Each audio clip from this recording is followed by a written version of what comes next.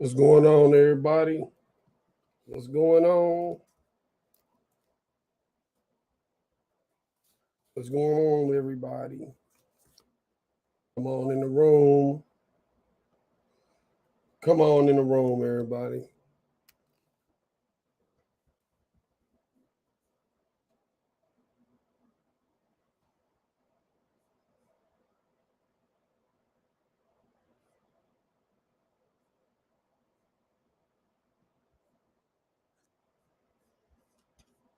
Come on in the room. So, what's going on, y'all? What's going on? What's going on?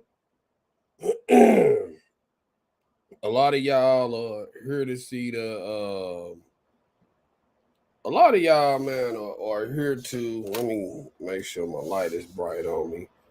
A lot of y'all are tuned into the RSK 200th edition. Um, but I'm reporting other news. I feel like that story is nothing new to report. It ain't nothing new to report other than drama. So I don't really plan on reporting on that too much longer. But let's get into this, man. Today, yesterday, during a Monday night football game, cornerback for the Buffalo Bills went into cardiac arrest. All right. And so this is a photo or this is a video of what happened. Their devastating injury in prime time. Damar Hamlin looks like, normal tackle, just a little up high, and then he just completely collapses. We've seen this more than once this NFL season, obviously super scary. Prayers out to Damar. Hopefully he's okay. I'm not a doctor, so I'm not going to speculate on what it could be, but obviously Bengals players, Josh Allen, very shaken up by it, seeing that. Yeah, we're going to take his audio out of it. But this is video of what happened. For those of y'all just kind of boiling in the room, this guy was playing football yesterday and he collapsed. All right, this guy, Damar Hamlin, was playing football yesterday and he collapsed. All right. He collapsed. So this is what happened. Again, this guy, he was playing football, then he collapsed shortly thereafter. All right. So pretty much, man, what we gonna be diving into today is really getting into a lot of the psychological ramifications that these types of situations cause, right? There is a guy by the name of Ryan Clark. And I really want to talk about business. I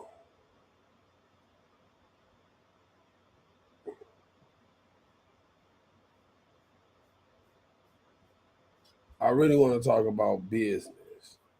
So let's listen to what Ryan Clark said, and then we're gonna listen to Dominique Foxworth. Um, Ryan Clark is a guy who used to play cornerback in the NFL. He played most notably for the Pittsburgh Steelers, and then he played for the Washington Redskins as well before he ultimately had to hang it up.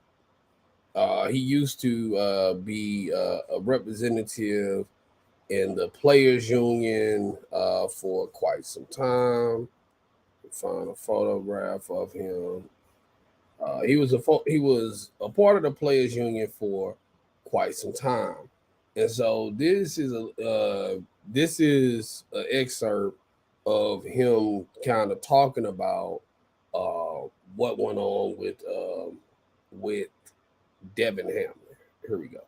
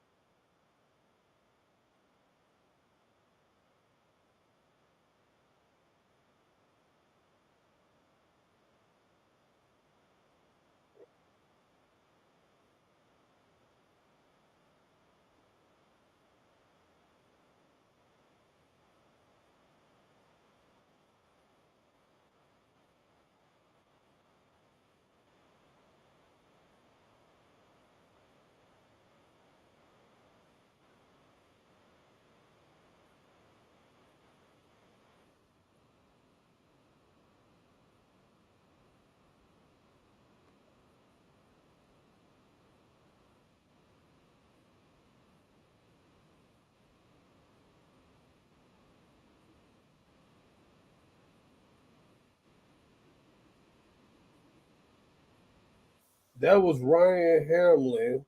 I'm sorry, that was Ryan Clark speaking on it. And we're going to go to Dominique Foxworth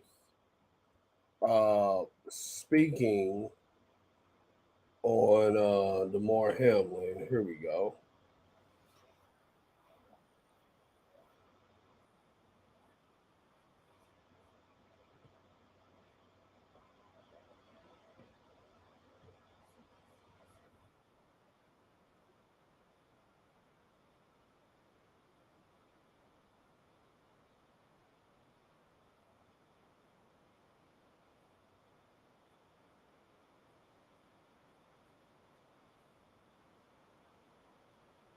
Here we go.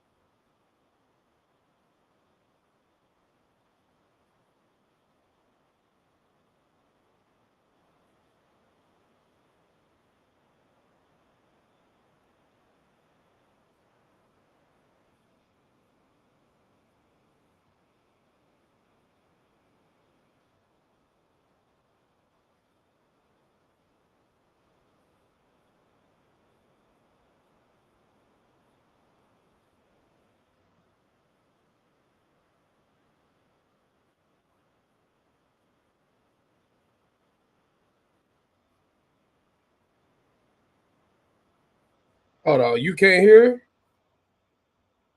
You can't hear? Hold on 1 second. Hold on. Hold on. Let's see here. If you can hear, if you can hear, just put a one in the chat.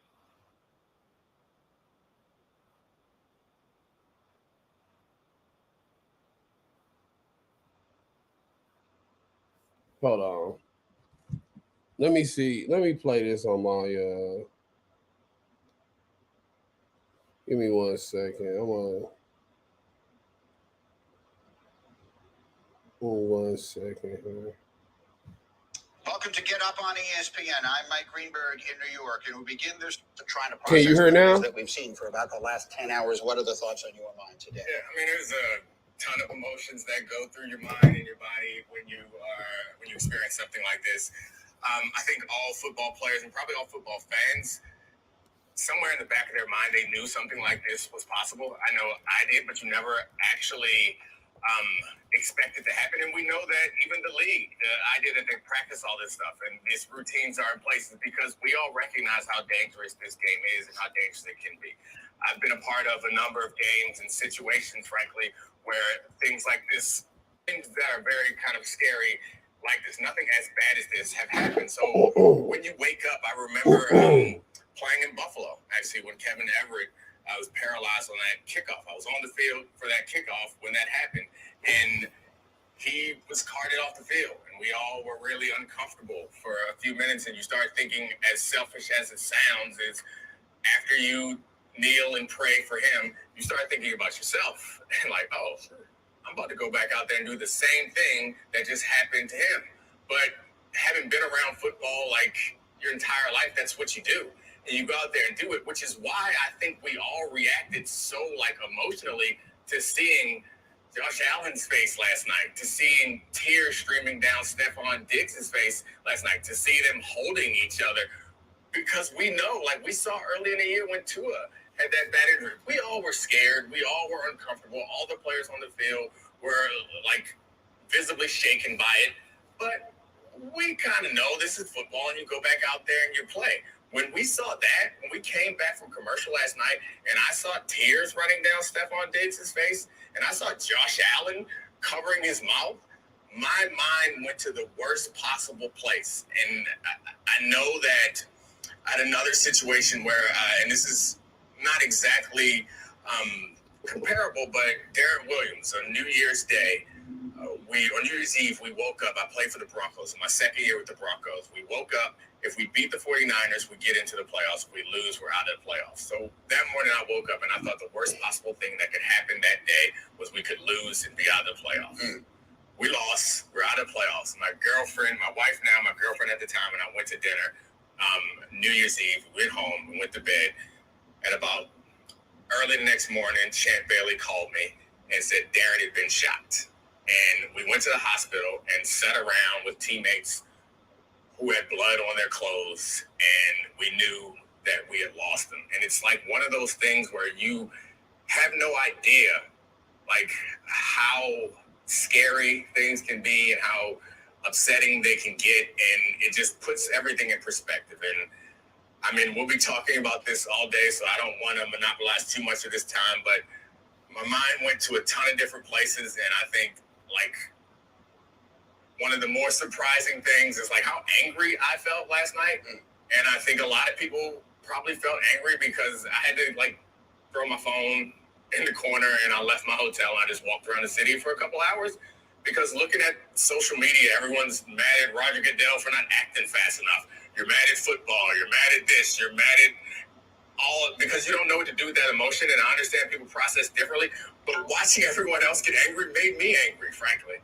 Because, and this is where my union background, I think, ties in some, is y'all don't give a damn about us for real. You know, and that's what, like, really pisses me off is everyone's up in arms. And everyone's, like, grandstanding to a degree about how much you care about these players and how much you are praying for them. But football's not going to go away, nor do I want it to go away. It's far too lucrative, and people love it too much, including the players. But what I would hope is that away from moments like this, you remember that these things can happen. So again, as a former union president, when we are fighting in the CBA for financial opportunities or for health and safety considerations, don't call us greedy. Like this, and so there is no cap. As we've learned, there is no cap to the amount of risk that the players are taking. There is no cap to that.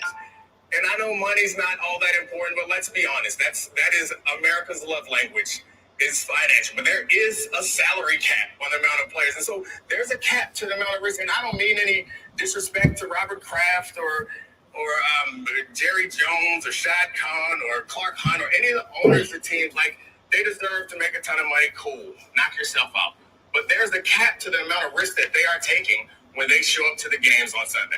The worst thing that can happen to them is they're going to lose a football game. There is no cap to the amount of risk that the players are taking to entertain us and to make a lot of money. So, like, I understand that maybe it makes people uncomfortable for me to be talking about salary caps this morning, but I always go back to that because the small percentage of the players who play professional football make an amount of money that is life-changing. They all deserve it. Well said, Dominique. Thank you. And Mark. And that's the part that I really wanted to respond to. Those of y'all who are watching, did y'all hear the excerpt where Ryan Clark was speaking before I bought on Dominique Foxworth? And those of y'all who are just now tuning in, it's a guy by the name of Damar Hamlin, and I apologize because I put his name as Devin Hamlin, but his name is Damar Hamlin, and he had an incident yesterday while he was playing football where he made a tackle and he immediately collapsed because his heart had it was a problem with his heartbeat, so to say, and he had blunt force trauma as the heart was going through its cycle of pumping, so to say. That would be the best way for a non-doctor to describe it. But I'm going to replay the clip that we had just played a few moments ago. Here it is.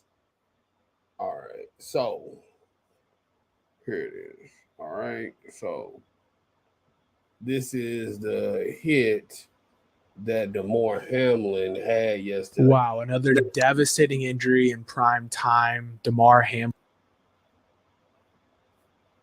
Demetra, can you did you hear the Ryan Clark excerpt to it?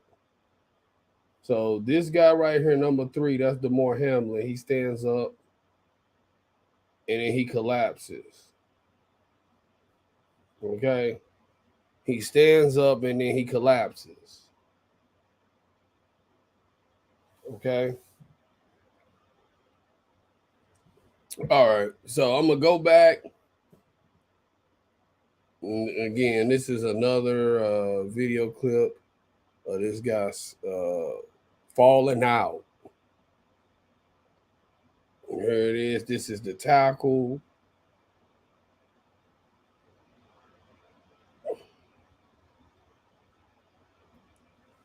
And I really want to take some time to really respond. Let me hurry up and get this off.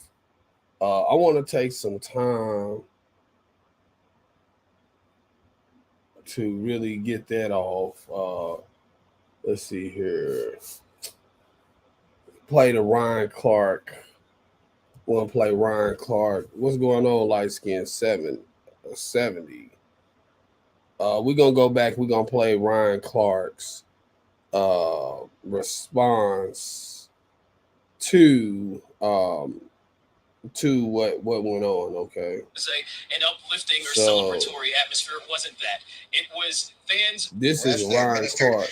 CPR and got his heart beating. He was ultimately taken from the field in an ambulance. Can y'all hear? To a Cincinnati hospital where he remains in critical condition. Our Ryan Clark was on SportsCenter last night shortly after it all happened. It's the most afraid I've ever been watching a football game. It was the first time that football, a game that so many, and I said it earlier, so many cliches are used about what you're willing to give this game. You know, we hear guys always say, I'll die for this, or, you know, I'll give my life for this. We may have watched a player actually do that tonight. And I said this coming up the elevator that usually when you see a guy stand up, he stays up. We're talking about the most fit, the most physical, the most macho, the healthiest men in the world. And he takes what looks like a routine hit. He falls back to the ground. And when you watch someone fall to the ground lifeless, that's different than seeing someone with head trauma. That's different than seeing someone who hurts their ACL. And when you see Cincinnati Bengals players and Buffalo Bills players, all with tears in their eyes, all dropping to their knees and saying prayers, we are talking about men who have been conditioned to ignore injury, conditioned to ignore pain, conditioned to understand that if we watch one of our brothers fall, we can move the football up 10 yards and we're going to start the next play of practice. Or when we watch one of our brothers being carted off, we're going to start the ball and somebody's going to blow a whistle and we're going to play again. There was no more playing again tonight, Eve. There was no more next play, because for Damar Hamlin, there may not ever be a next play. For Damar Hamlin, there may not ever be another breath. These men tonight, in all their years of football, saw something they had never seen. And I heard Lisa Salters talk about what they had to witness. Everybody is going through this right now. Damar Hamlin's mother, Nina, had to come down out of the stands and ride to the hospital with her baby. Yeah, I know he's 24 years old, but it's never going to change what he means to her. This is about a brother. This is about a son. This is about a cousin. This is about a homeboy. This is about a teammate. This isn't about a football player. The lives of Damar Hamlin and his family, the lives of the Buffalo Bills, the lives of the Cincinnati Bengals are forever changed tonight in a split second. That's how fast it can happen. That was Ryan Clark last night. Now, what I want to respond to, and the reason why I made this about Damar Hamlin and Black American psyche is because these two gentlemen Dominique Foxworth and Ryan Clark both said that nobody gives a damn about them. You know, these two guys both said nobody gives a damn about them. And I don't find that to be true. We have several black kids in the ghetto, man, that are growing up, aspiring to be NFL stars and aspiring to be, aspiring to play sports on a major level. And, they look up to NFL stars. They want to be the Michael Vicks, the Cam Newtons, Justin Jefferson, and insert the next sports star's name here. And so to say that people don't care about NFL players or don't care about these guys are gladiators. Okay, they go into the arena, literally. The arenas, the stadiums, and they are playing a game that was designed at West Point Military Academy. Okay, they are playing a game that was designed at a military academy. Okay, what is supposed to be the response to such an action, right? What's supposed to be the response to an action like this? Now, these guys are afforded the opportunity to play in the NFL. There are only so many jobs. I think every NFL team has there are 32, hold on. There are 32 NFL teams and there are 53 roster spots on each NFL team. And then let's just say it's another 17 practice squad spots. So 70 times 32. That equals 2,240 roster spots, in which someone can come on and they can try to play. I'm gonna remove this background, right? It's only 240 roster spots that somebody can people can come in and get. Now, we have just recently saw a lot of guys who are punters and field goal kickers start getting some of those kicking positions. Like, they haven't fully gotten the kicking positions, but we have, in the recent years, we have seen for the first time black punters. Now, with them, these guys are promoting this narrative where they are saying that this is a call. The NFL, they need to pay these guys more money because of how dangerous the game is. And I'm sensitive to the situation. However, you play in the NFL, dog. You play in the NFL. And let's look this up.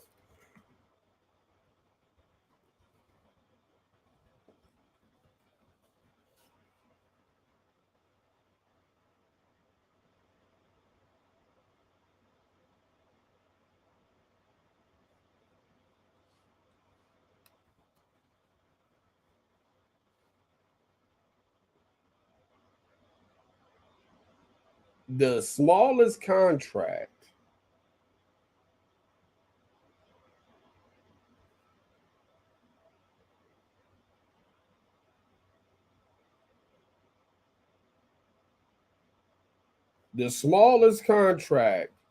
you can make in the NFL is $207,000 for a full season. Okay, that's if you knew, right? Now, if you are older, you've been playing for a while, the smallest contract that you can get is $280,000. $280,000. Now, the average American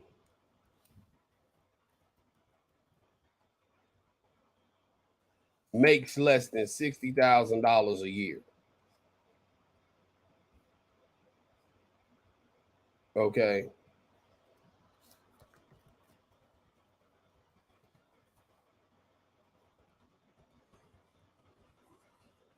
So these guys are already benefiting far more than all of their other contemporaries. They make more money than me, personally, not in business. But they make more money than I do. They make more money than most of the people who are going to be watching this video. And it's because of the entertainment value of the game. Now, every 3 or 4 years, they go in. Well, I'm sorry. They renegotiate their contracts every time that the NFL goes and does a new TV deal, right?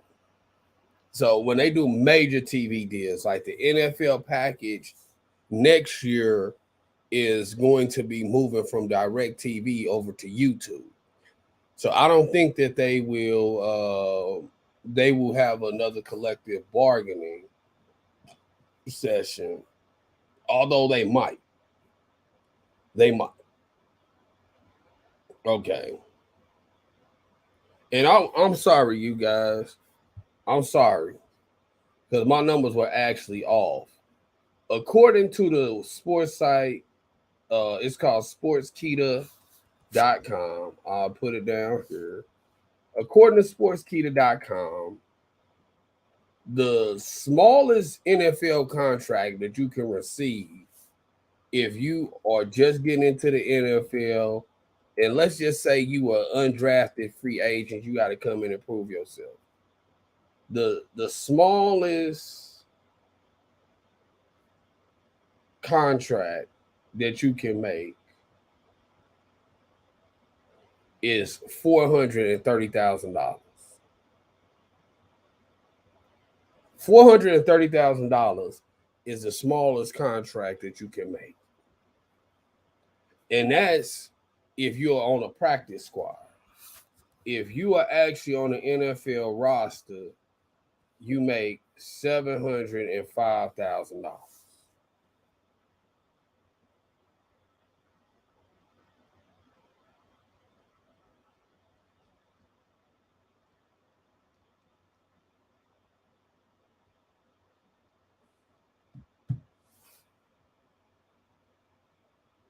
$705,000. And this is if you don't have any years of experience.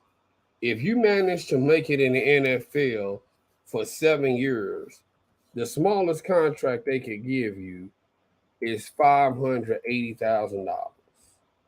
Right? And that's if you not even on the active list. Right? So if you're on the sidelines and you played in the NFL for 7 years, you can get a contract for $1.1 million. this is the smallest contract that you can get. Now, these two guys who are on the screen right here, they are proposing that NFL players are mistreated, that they are abused, and that they are not getting enough coins for what it is that they are doing. And we understand and we are sensitive to the head trauma that these guys the head trauma that these guys receive, the lower injuries that these guys receive as well. We are sensitive to all of that. But to all of that, I will say this. These guys signed up to do this.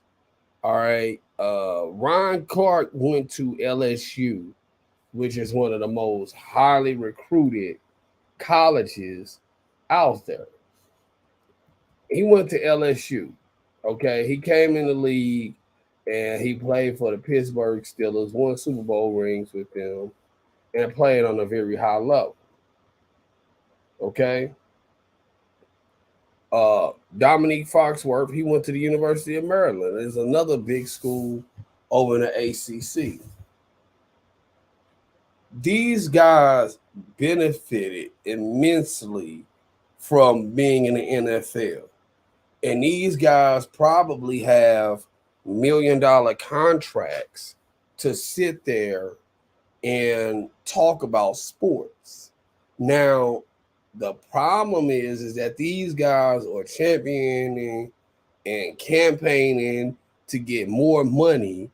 But how many of you guys who are watching this video has a niece or a son or a daughter or a nephew or someone in your family that went to school for mass communications, went to school for journalism? Okay. These guys aren't even journalists. These folks are commentators. There was a point where the people who are commentating on the game are sports columnists. They went to school and got degrees. They got English degrees, a minor in journalism, a minor in mass communications. These guys don't write articles. These guys come in and they get commentary. Now, these guys are taking up these spots, okay? They're taking up these spots. And the spots that they are taking up would have in previous years been given to a Stuart Scott or a Chris Berman or one of these types of guys. But these guys are getting these deals not on the merit of their journalism, but they're getting television deals and things of that nature strictly based on the fact that they played in the NFL, the fact that they won Super Bowls and they played on high levels, not off being the most uniquely qualified for the position. And we see guys, Kendrick Perkins, who can barely talk or what have you. He gets to come in, commentate on NBA games, and come on, man. These guys, they are specialists in talking about one specific area, but a good sports columnist, you might have your one particular area where you're better than the others, but you have to be able to talk about it all. All right. Now, Stephen A. Smith, whether you like him or not, whether you think that he is Uncle Tom or not, Stephen A. Smith is someone who started off at the school newspaper, then he worked his way up to being the highest paid commentator over at ESPN. But he had to actually beat the pavement. He had to come up with stories and actually sit there and actually report about these things. These guys get to benefit from this. And not only them being retired players, but active players get the opportunities to go in and say you have a local mom and pop pizza shop in the area. These NFL players, they are able to go in and advertise They can advertise something and get an extra $50,000 of income that some of us more common people, we just don't have that option. Now, they partake in a violent sport. And by them partaking in a violent sport, they have these types of problems.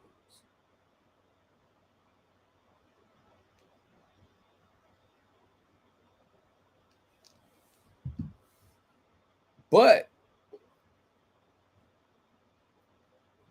prayers go out to this young man, Damar Hamlin. Prayers really go out to him and his mother, his father.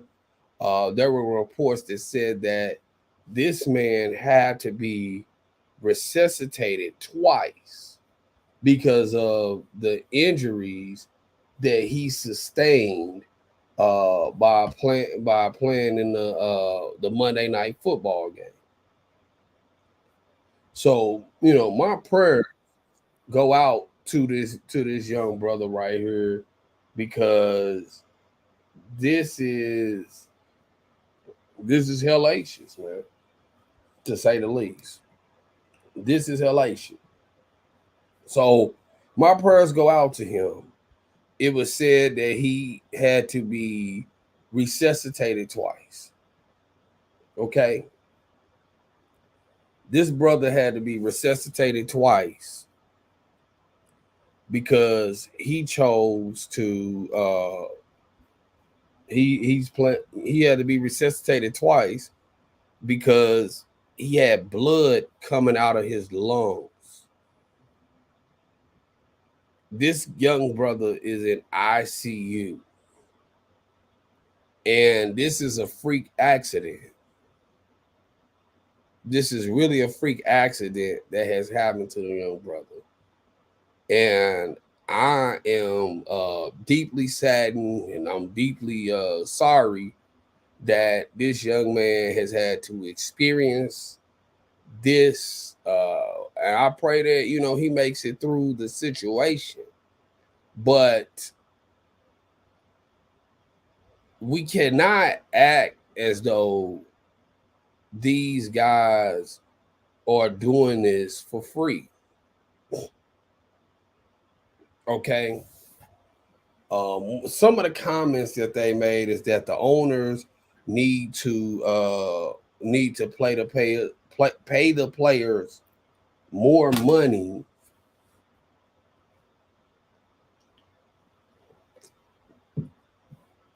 The owners need to pay the players more money because of this. And these guys already collectively make billions of dollars collectively per year. And they say, well, hey, they don't get enough money to survive off of and things of that nature. But the rarest thing someone can give you is an opportunity. The best thing somebody can give you is an opportunity. Once you get that opportunity, it's up to you to either take advantage of that or to fumble it. But you have an opportunity to do something better, to be better, and to make a difference. You have to make your time count. You have to make your time count.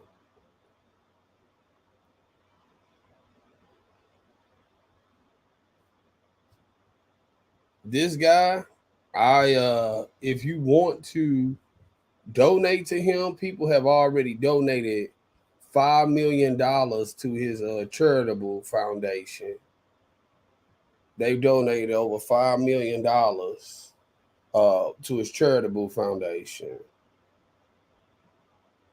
And they have a GoFundMe. Yeah, they have a GoFundMe account. Let me pull it up here.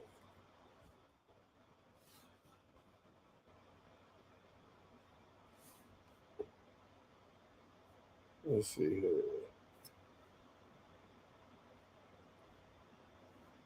Let's see here.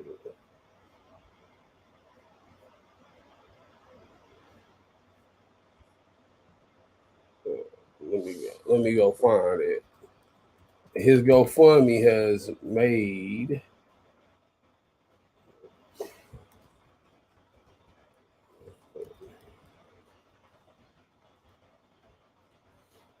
let's see here.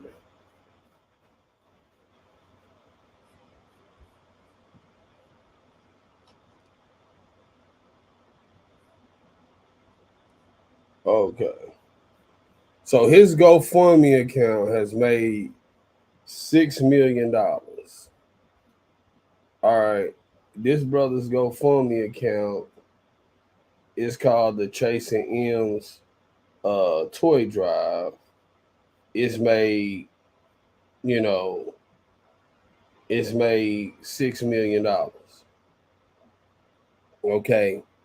His goal was only to raise $2,500. Okay. And so based off of the free press and marketing that he's received $6 million in he's received basically $6 million in donations. 195,000 people have donated to this man's cause.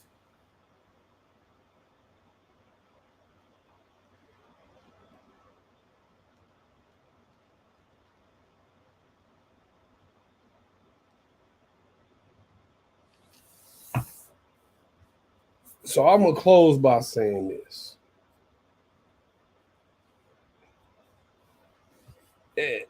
As Black people, we have to get it out of our psyche that somebody owes us something. Okay?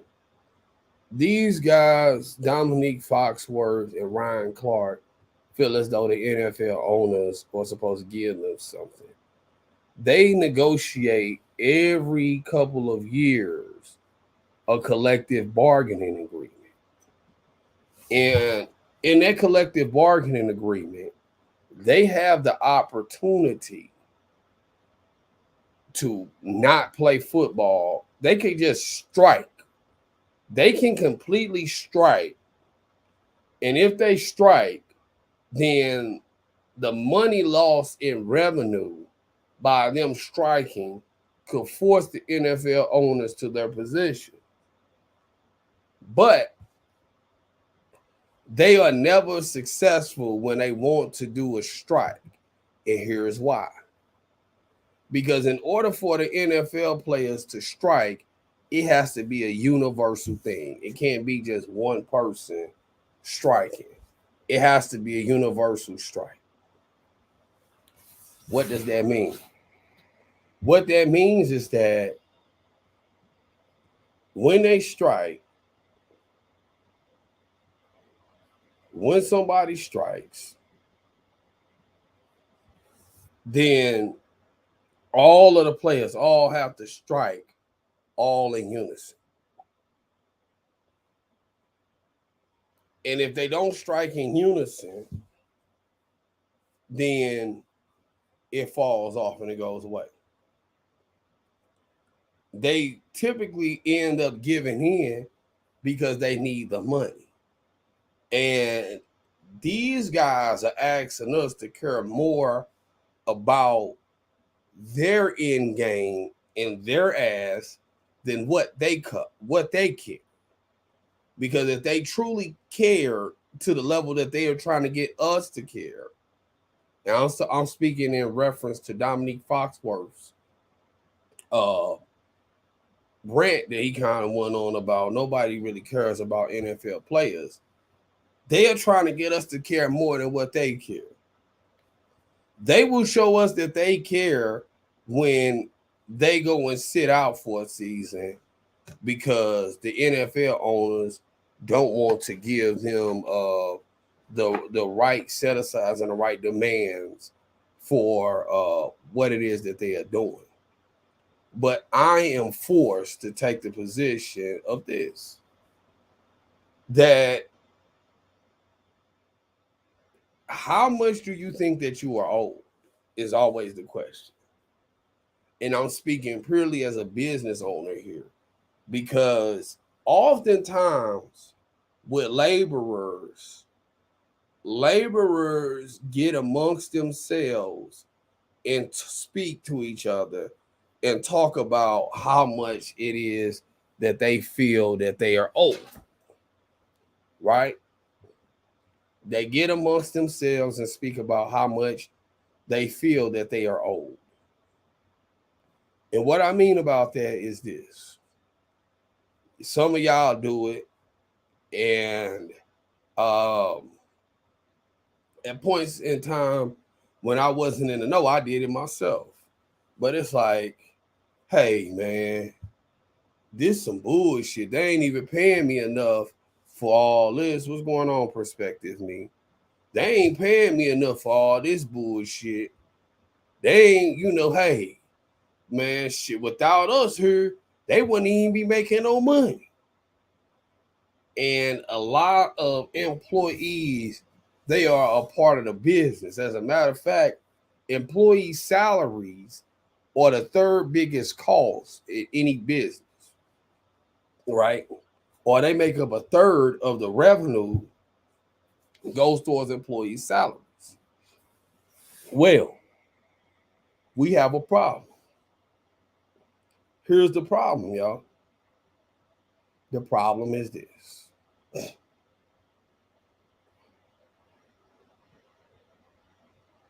It takes more, it takes a more niche skill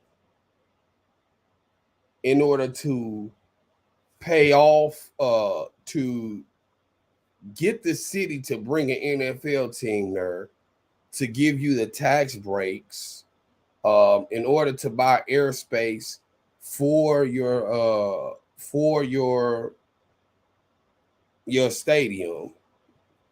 You have to get sponsors to sponsor your stadium. So for the naming rights to put a name on the building, somebody has to pay millions of dollars for that. In order to build an NFL stadium, it takes about $3 billion to build an NFL stadium. To sell the tickets, it costs to get the ticket scalping websites. It takes teams of lawyers to break down and negotiate these NFL TV rights. It's a special person who has to come in and design an NFL jersey, and then coordinate a schedule, arrange private airlines, arrange sponsorships to get logos put on the jerseys and knee pads or what have you. You got to pay team doctors, nutritionists, masseuses. You got to pay the ambulance people. You got to pay the referees. You have to pay the security. You got to pay the vendors. Y'all get where I'm going with this? Oftentimes, when you are dealing with employees feel entitled to a whole hell of a lot. Okay. And this is, again, in reference to Dominique Foxworth and Ryan Clark. Employees often feel like they are due more than what they actually do, right? And they feel this way because society tells them, hey, you are right. And, nobody is there to challenge these people when they come up with these idiotic concepts, such as somebody owes them something.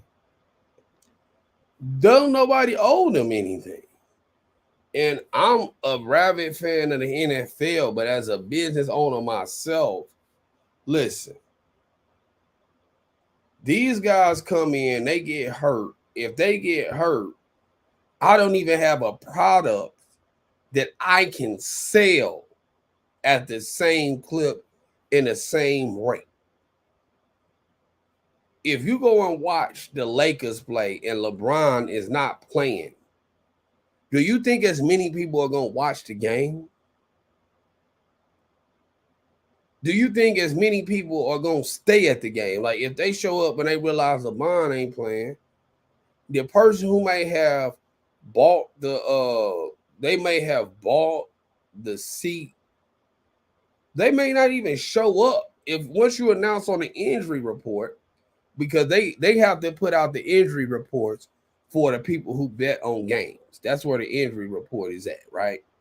So once it comes out on the injury report, LeBron ain't gonna be playing, KD ain't gonna be playing. Some of the people not gonna even show up.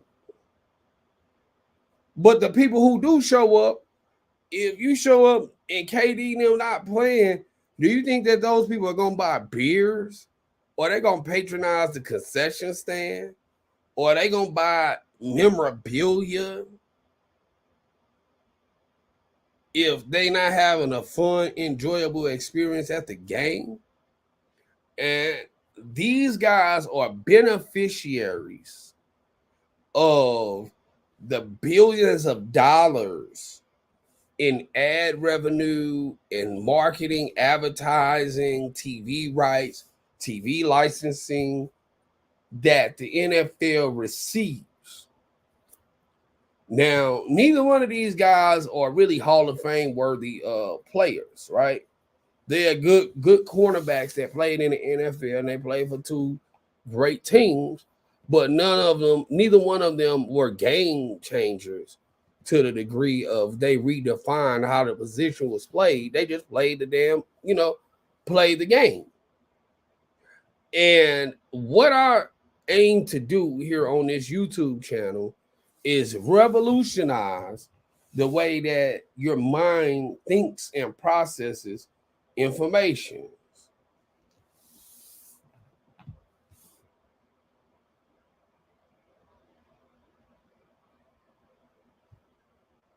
I want to change the way that your mind processes information, because in the Black American psyche, they always let us make fools of ourselves.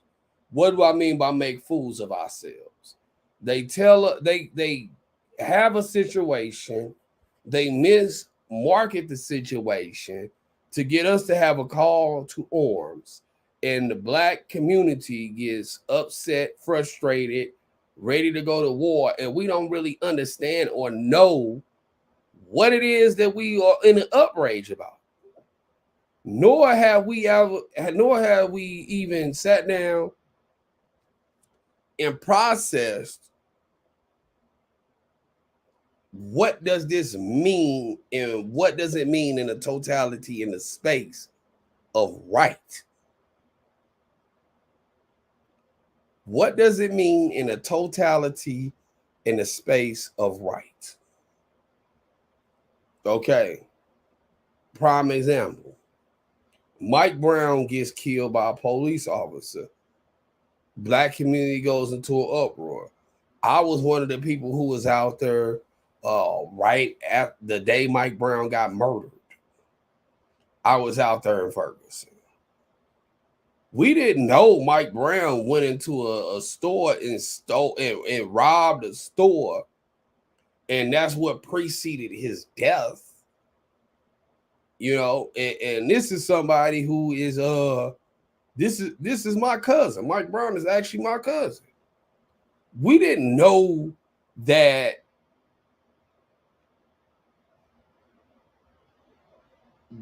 preceded his death. We just heard police kill unarmed Black man. And then they say that there was a struggle, there was a fight. There was a fight that ensued And this is the reason why this happened. Next thing, Farrakhan calls a Million Man March. He called for 1 million black men to come to DC for atonement. What are we atoning about? Why are we going to DC? Now that we're going to DC, don't we got some questions that we got to answer, y'all? Don't we got some questions that we got to answer now that we going to DC? Don't we got some questions that we have to answer?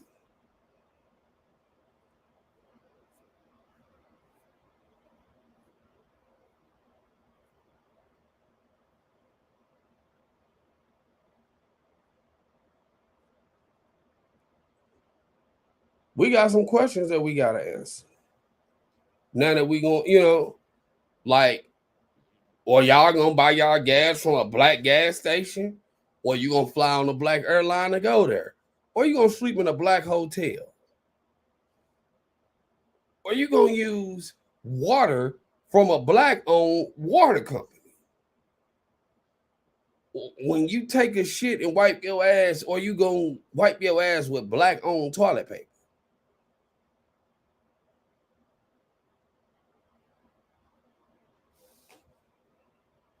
These are the questions that you have to ask yourself. 1 million black people went to DC in order for Farrakhan to grandstand and ultimately not achieve anything for black people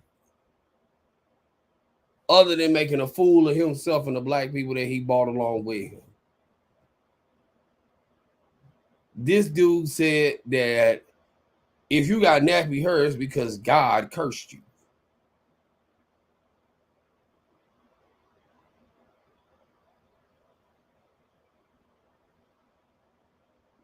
The black community was mad and upset with Bill Cosby because it was at a point in time Bill Cosby told black America that y'all out here buying y'all kids Jordans and PlayStations and shit. You need to buy them some Hooked on Phonics. And he was right. Some of y'all got daughters and nieces and stuff that go out and buy man everything but what the hell he need. I know women now who will go and buy their kids brand new Xbox games, designer clothes, designer everything. And look, man can't even read. Go pay, you know what I'm saying? They are saying $200 a month for a tutor is too high. And the kid got a closet full of Jordans and clothes that he ain't wore. I know women who won't pay for their kids to get tutoring, but they'll go and put a $700 weave in their hair. And they got mad at Bill Cosby for saying real shit. Don't nobody owe you nothing, man. Nobody owes you anything. And the biggest thing about these folks, it goes to the old Chinese proverb, man. If you give a man a fish, you feed him for a day. You teach a man to fish, you feed him for a lifetime. You got these bought and paid for niggas who don't feel like they have to grow up.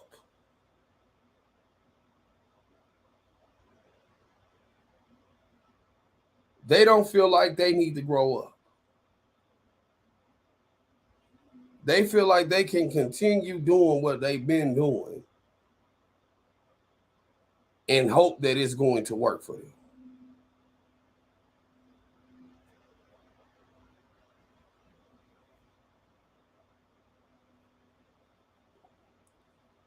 Y'all don't hear me though. They feel like they can continue doing what they've been doing and it's going to work. So, man, as I close this out, man, I say that Do not be fooled. Do not be hook, wink, and bamboozled. Pay attention. Keep your eyes open. Prayers be with Damar Hamlin. And y'all be easy and be safe, y'all. Bye.